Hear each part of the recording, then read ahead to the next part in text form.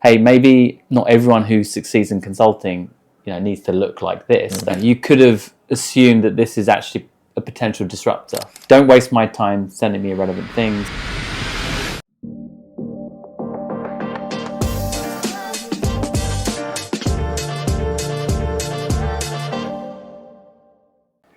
Welcome to another edition of Outsized Advantage, a podcast about agile talent and flexible workforce models. I've got with me my laughing co-founder, Anurag Bhalla, who is getting a little bit tired today. How are you? Sorry. Are you okay? Yeah. I just lost it there. You just lost it? Okay, cool. Good. All good otherwise? Yeah, all good. Very good. Ready to go, excited. Lovely afternoon in Mumbai. Absolutely, yeah. So today we're going to talk about consulting firms and independent consultants, whether or not they are competing with each other or if they are cooperating increasingly, and if there's a win-win model emerging in the market. I'm Niclas Thelander, founder of Outsized. Anurag, you're the co-founder, head of APAC. We've both been in consulting, right? Me slightly longer ago than you, but certainly for me, when I was in strategy consulting, we did not see independent consultants as competitors, and also we didn't really use independence in our project teams. You were in consulting slightly later than me, and I think in the UK, and I think it had changed a little bit. Yeah, it for sure started to come in, and firms had started to embrace that for project delivery. I think in the markets we're in now, the take up is just increasing significantly year on year. And when you say markets we're in now, maybe explain that. So the focus of Outsized in our business has been across Asia, Africa, Middle East, and initially, to be honest, with the sort of value proposition that we had focused on independent talent, we hadn't thought that the consulting firms would really be a client. And in a way, you could have assumed that this is actually a potential disruptor, right, for consulting firms. But interesting, and I guess on reflection, not so much of a surprise, that the consulting firms are very confident around their relationships with their strategic clients. They have deep partnerships, long-running relationships with those organizations. And so that initial, view that, hey, would they be comfortable? Would they, engage with this model? Would they see it as a competitor? Actually went away relatively quickly. In the early days, with the first set of consulting firms we worked with, it was an ad hoc take-up, but now it seems to be fundamental to pretty much every large global consulting firm that I have exposure to and work with. All of them are taking up this model at scale, and increasingly are very open around that model with their clients as well. So can you talk us through kind of a use case, or how do consulting firms typically work with independents? What are some of the models or situations where they would look to do that? Yeah, so you've got a few use cases that the consulting firms are now starting to really leverage independent talent at scale. So the first one is relatively obvious, which is around project execution. So if let's take the strategy consulting firms to demonstrate this. If you're a large strategy consulting firm, increasingly getting involved in longer tail delivery. So I think one of the shifts has been that clients are increasingly more demanding of their consulting firm, their consulting firm partners, to actually move beyond strategy. So not just stopping at the thinking, but actually then taking ownership for delivery. And I think that change in expectation from clients to say, look, I'm not only going to just buy the deck and the thinking and the strategy piece. I want you to be on the hook and make this real and actually deliver it.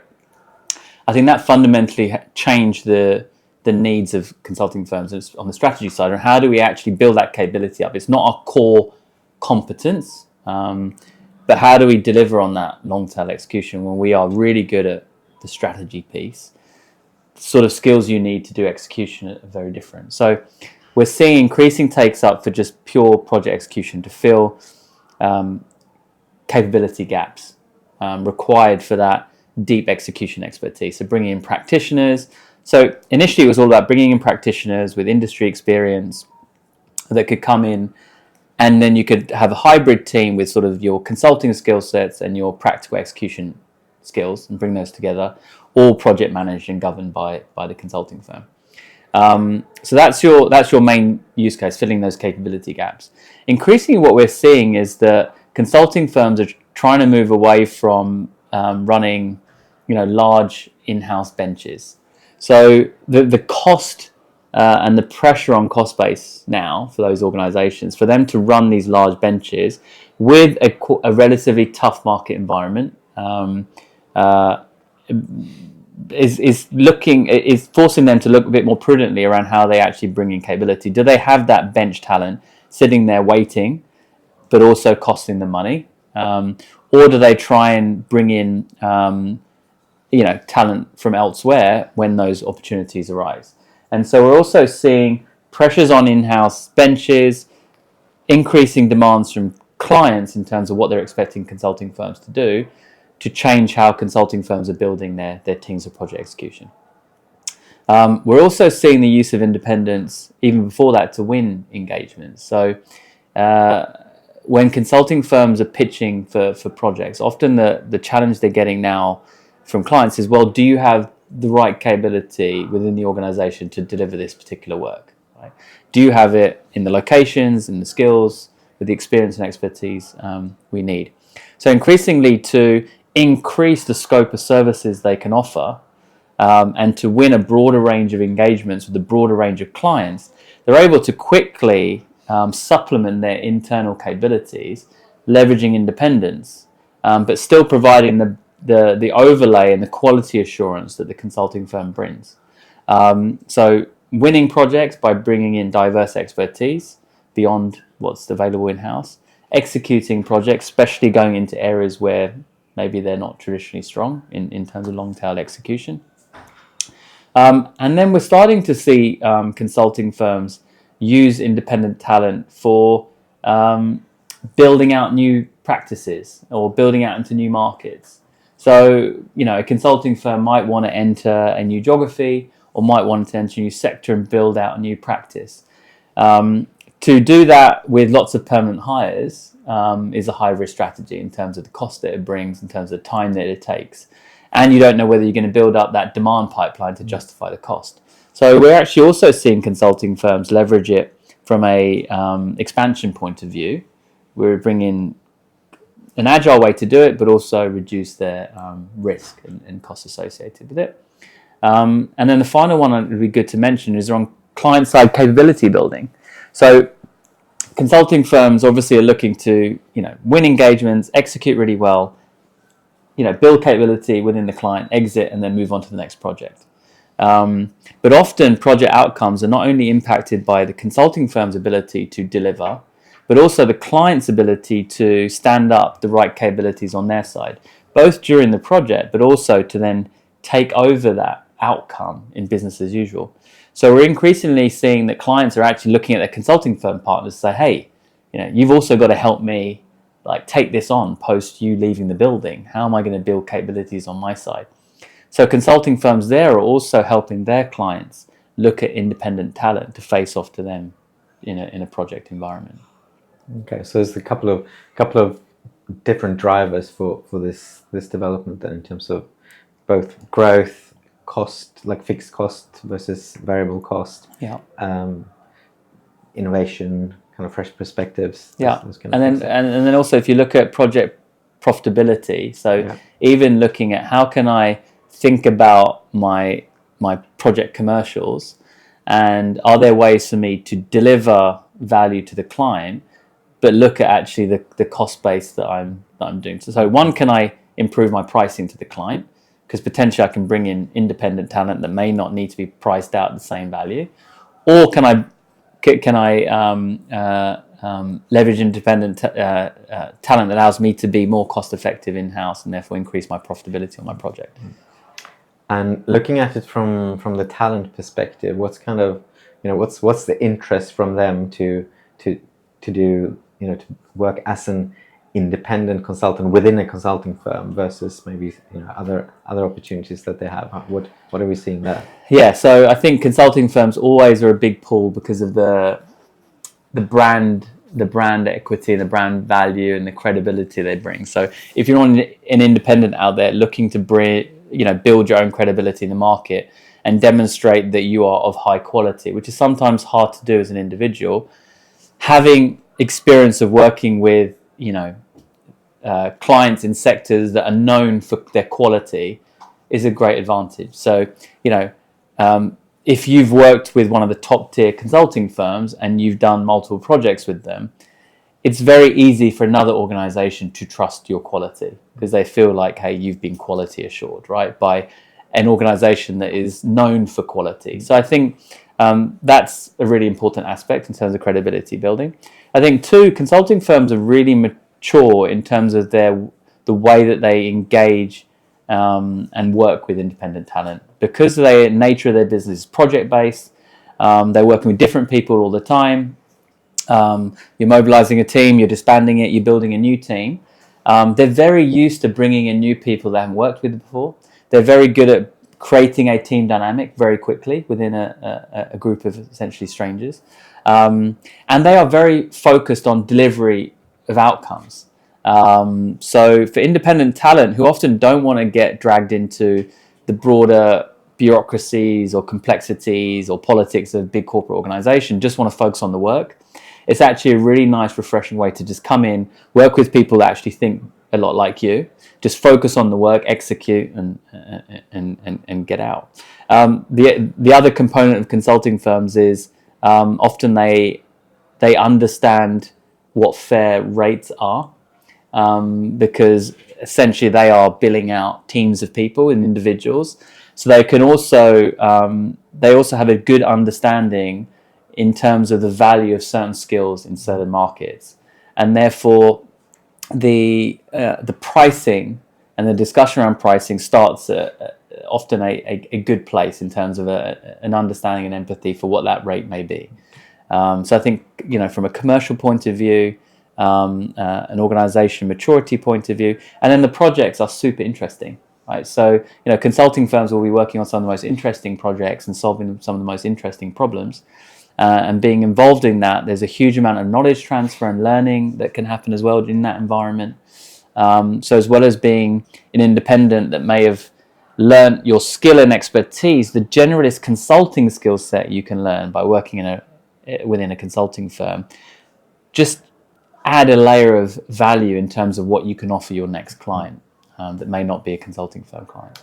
And if you look at the kind of the top tier consulting firms, typically the people they hire for permanent positions have I'm generalizing here, but a relatively standardized kind of background. They've gone to top schools, they've had top grades, they've, done all amazing things, right? Yeah. So they, when they are bringing in independent consultants, are they more flexible in terms of the type of specialists that they bring into their teams than they would, to hire someone for a permanent position? For sure. So I think it's a great path to, if you have an ambition to work in consulting, it's actually a great path to start building your career and exposure, because as you say, there are lower barriers to entry. Often, when you're going into a permanent recruitment cycle, you're often competing with a very large applicant base. Often for individual projects, they have a period of time to find someone for that particular gap. So the number of people that you're competing with is significantly less. Also, as you say, they're more flexible in terms of the type of individual they may bring in. So it allows these sort of, these hidden gems of individuals that either might not have applied to consulting because they might not have thought it was for them, or consulting firms may have missed because they already have enough applications with exactly the type of people they always look for.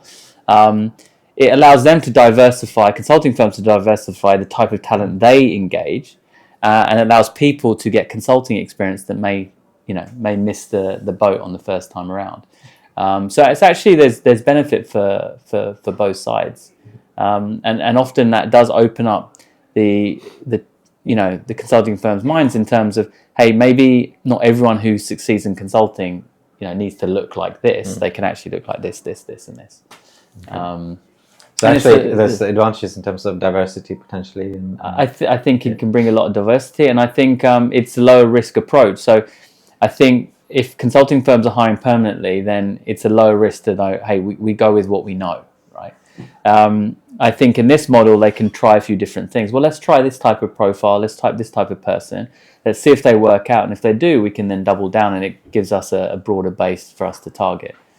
So I think it's also nice for consulting firms to use this as a model for broadening their horizons as well. And I mean, we talked about this, I think, before, but we're seeing, companies and not least consulting firms kind of switching to agile talent models at scale, right? So going from, we won this project, and on Monday we need to start delivering, and I don't have, I need 2 data scientists, right? So talent on demand for a short term, for a need, right? In now with the more kind of strategic approach to agile talent, what are consulting firms doing differently to be able to kind of ramp up and utilize this potentially as a strategic advantage? Yeah, you've seen there's a few different models out there. No, I won't name the specific firms, but there's a number of firms are dipping into building their own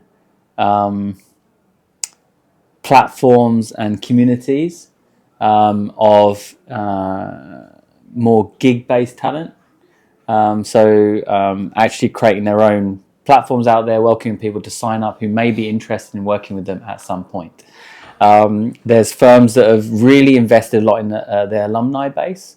So people that leave them, they're looking to capture that network, and so they can tap into it on demand when projects come in.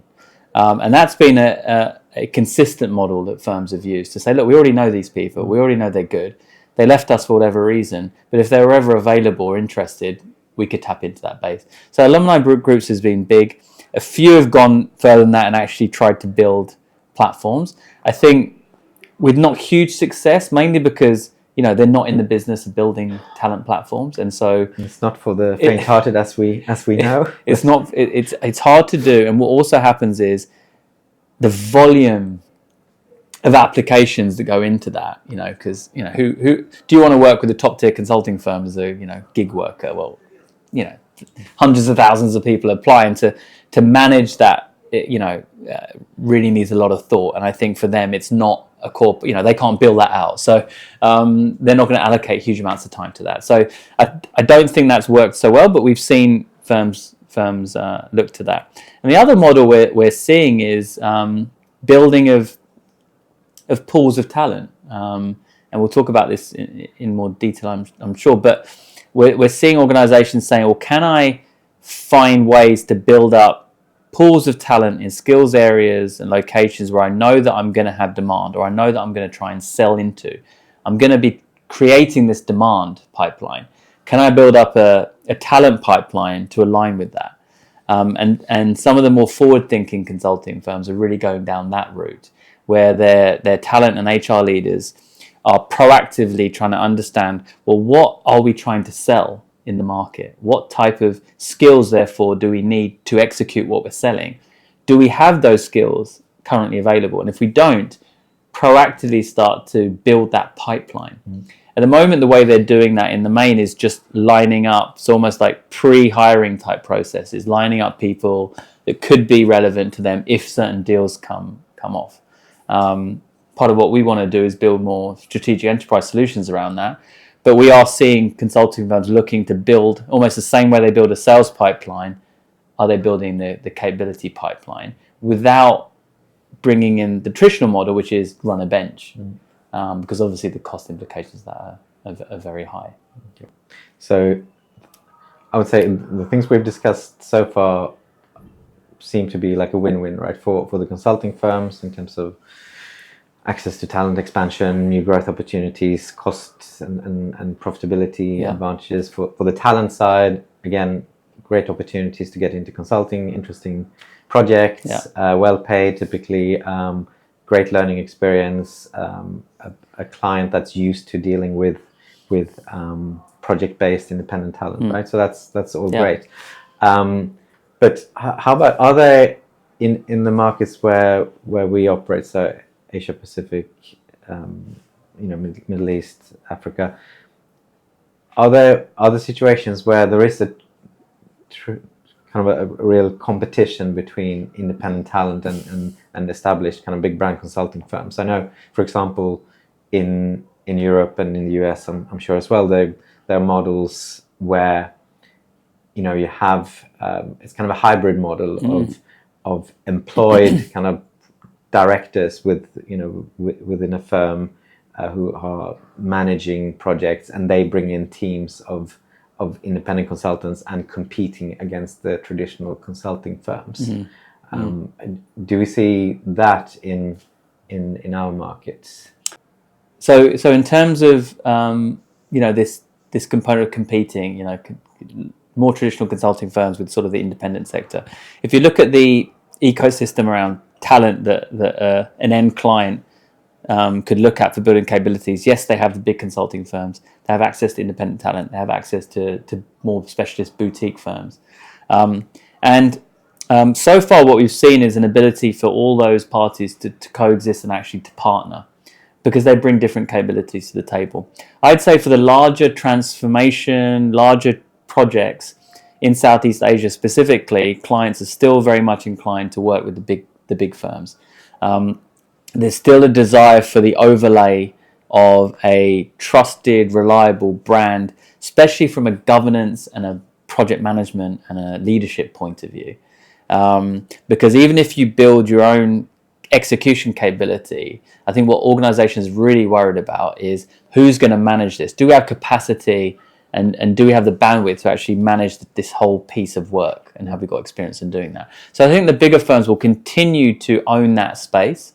I think where they may be getting used less, and maybe where independents start to come in, is where clients were previously maybe where they didn't want to hire a permanent role. They had a small strategy project or a distinct piece of work they needed to do that was a 1 or 2 person role. It wasn't a huge project. It was a few people, 6 to 8 week project or a 3-month project. They needed to work something out. I think that's where independents can really start to come in, and where it makes a lot of sense, because you're saying actually it's a smaller piece of work, smaller and distinct. I can bring in a team of individuals, high quality individuals. They don't need a lot of governance and control. There's not a lot of risk around it. And actually from a price point of view, I don't need to pay for that brand layer around the top because I can manage this. I guess traditionally maybe, I guess if it was a standalone project, a big brand like one of the the MBB or whatever, they wouldn't necessarily be super interested in that kind of thing, right? Yeah, because and in that model they might just second someone. So you have seen consulting firms historically second an individual into firm. So I think instead of those secondments, what you're seeing is maybe the organisations either bring an independent, or for the firm, instead of seconding one of their individuals, they bring an independent and they second the independent instead, because it makes a lot more sense for them to second an independent and keep their in-house resources out there billing, more traditional, larger projects. So I think actually on the smaller end of the scale, I think it makes sense for both sides, for the independent market or the boutique market, to pick those up. I think the bigger projects in Southeast Asia are still being, majority owned by the big consulting firms, and the consulting firms at that point see the independent sector as a solution, a partnership solution, as opposed to a competitor. It may be more that the client, to face off to the consulting firm, brings in independence on their side of the fence, as opposed to consulting firms seeing it as a competition. And do we see, I guess, moving to to our space, to platforms and providers of these independents to consulting firms. Are consulting firm clients different in terms of what in their expectations, what they're looking for from a partner like us or someone else? As in, is the client of the consulting firm different? No, in terms of as the consulting firm, our client, the consulting firm, when they come to us with we're interested in using you as a partner. Do they have different expectations, different requirements of us compared to, let's say, an enterprise client? Yes, for sure. So consulting firms expect their partners, and that would include us, to operate like them, which is speed and at high quality, right? So high quality delivered at speed all the time, and they expect responsiveness. They need you to understand the pressures on them from their clients. They need you to understand the importance of quality to them. So for them, it's really about the combination of both. An enterprise client absolutely focus on quality, but their essence of speed is very different. A consulting firm will think in minutes and hours. An enterprise client will think in days, weeks, or months. So it's a very different mindset. For them, an hour is a huge amount of time. So high expectations, because their clients have high expectations on them. Very selective, so they don't want volume. Very time poor. So therefore, they're not looking for a volume of options. They want you to be to understand what good looks like, to understand what they need, and to give them a very small number of people that can deliver what they want. So I think for that, it's don't waste my time sending me irrelevant things. Be highly responsive. Give me quality. Give me at speed, and help me look great in front of my client. Okay. So you're an extension of them essentially, and they treat you like that. The good thing is that you get fast decision making. The assessment process is they're able to make decisions a lot quicker. They do have different assessment processes compared to perm, so they do understand the difference. And they're happy to try. They're happy to try people out, see if they work, and then release. So they're quite open-minded in terms of bringing people in. We talked a lot about the upsides in the win-win. There are naturally challenges. So for independents going into working with consulting firms, I think need to go in with their eyes open in terms of consulting firms are delivering for their clients who have very high expectations, and therefore you're part of that. And therefore, there's no walking out the office at 5 if the team is still working. So you have to operate as the consulting firms do. Which is something then which providers like Outsized need to make that clear to talent interested in these projects, right? So that exactly they go into that with their eyes open, as you say. Yeah, so if you're an independent at the stage where you're focused on learning and exposure to great projects and building a portfolio, then that's great. This is perfect for you. If you're going independent work for more flexibility and lifestyle balance, and maybe not so maybe not the right place to go, because for them, a day is a full day. So when you're talking about your day rate for a consulting firm, that's not 8 hours. That is however long it takes to get the job done in that day. So there is a trade-off there, but the learning curve is huge, and you can also build a new client base, right, through working with consulting firms, because if you're exposed to their clients and their clients like you, we have also seen consulting firms then deploy those individuals to the client, and the client then hire those individuals permanently or onto other projects. So it also creates a nice route for you to build your client base, and consulting firms are happy for that to happen, because their clients associate that success of capability building on their side with the consulting firm. And so again, it's a win-win for both sides. Great. So I think that's hugely useful.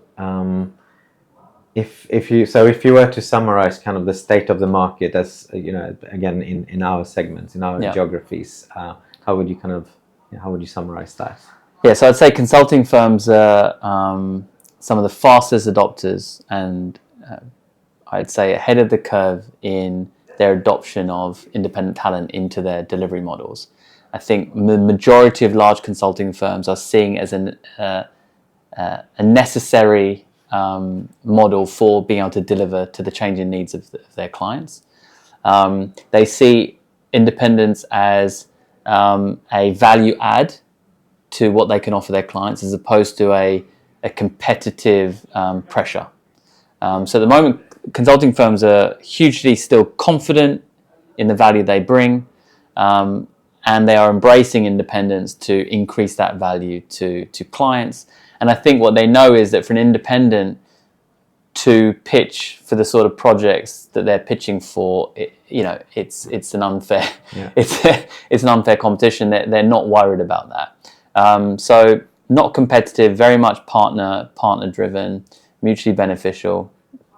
And I think that the models are now evolving. As I say, you're getting consulting firms really thinking deeply about this. Do we build in-house teams specifically to build out our independent, workforces? Do we build platforms? Do we bring in, technologies to help us manage that new workforce? Do we start to showcase this independent talent as a true extension of our capabilities to our clients? And openly say, because initially when we came to market, some consulting firms would sort of take an approach, say, look, we need to brand these people as ours. So yeah, they're really good, but I'm going to, I don't want my client to know that they're independents. But now consulting firms are very, very open about it to say, yeah, absolutely. What we're doing is we're bringing you the best. So we are the best in the market when it comes to consulting skills. We're bringing the best insights and the best approaches, the best thinking. But we're not going to stop there. We're actually going to look at the project and we're going to see that the other capabilities you need. And even if we don't have it, we have the capability to bringing it to the table and delivering for you, the client. So the client gets the best of both worlds. They don't have to source that capability. The consulting firm source it for them and actually wrap the quality band around it. So there's actually no risk to the client. So increasingly consulting firms are seeing it as a really great way to sell and win as well as execute, which I think was the evolution that's only relatively recently happened. Fantastic. I'm sure that's, this is a topic we'll come back to many times, I'm sure, but for today, I think that's all we have time for. So thank you so much. Great. Thank you. Yeah. Cheers. See you soon. See you.